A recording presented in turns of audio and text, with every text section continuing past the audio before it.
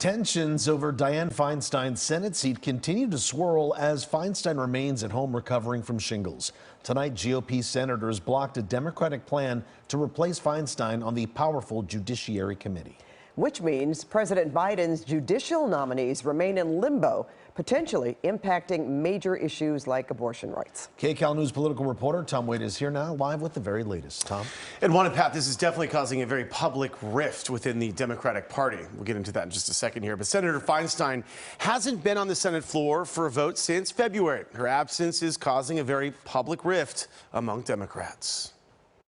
Let's understand the stakes here. You've got a Texas judge who's taking the abortion pill away. Silicon Valley Congressman Ro Khanna doubling down on why Senator Feinstein should resign. Khanna was the first prominent Democrat to publicly call for Feinstein to step down because her extended absence has allowed Republicans to block President Biden's picks for new federal judges across the country, which could impact major issues like abortion rights. It's honestly nothing personal. We just need someone there who can break the votes. Feinstein offered to give up her seat on the Judiciary Committee while she recovers at home from shingles. But in order for Democrats to replace her, they need Republican votes, which they do not have. And Tuesday, GOP senators blocked any plan to put another Democrat on the Judiciary Committee. I don't think there's any appetite on the Republican side to have a temporary replacement. A spokesperson for Senator Feinstein tells us there is no update on a date for her to return to Washington. Her office has said she will go back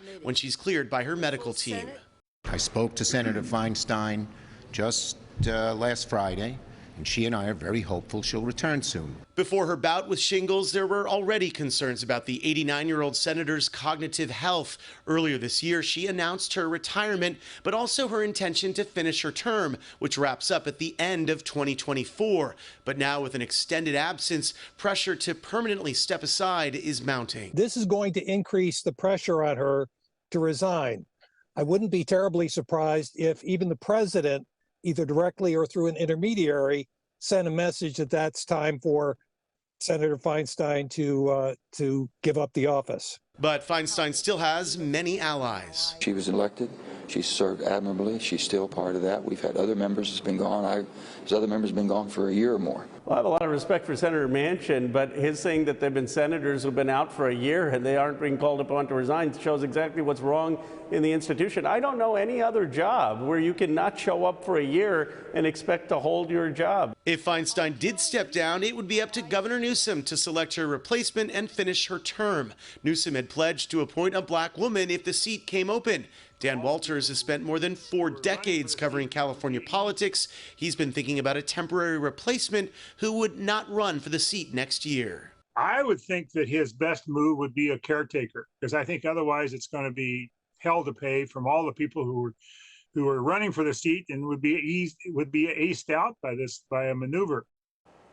At a press conference today, Governor Newsom was asked about Senator Feinstein's seat. He would only say that he wished her well and the best, and that she's been an incredible mentor and friend, and that he was hoping she would soon return to work. But, you know, as we look at this picture, it's very complicated. Well, plus, this is a different era. Yep. Bipartisanship is very rare, and we've seen the appointments of federal judges have more consequences than ever. Yep, both the professors talked about that today, Pat, about how the environment is different, and that's what makes this situation so different. Back in the day, this wouldn't have been a big issue. They'd let someone, replace the person who might be sick or ill. Not the case right now. Well, we'll see what happens. Yep. All right, thank you, Tom. Tom.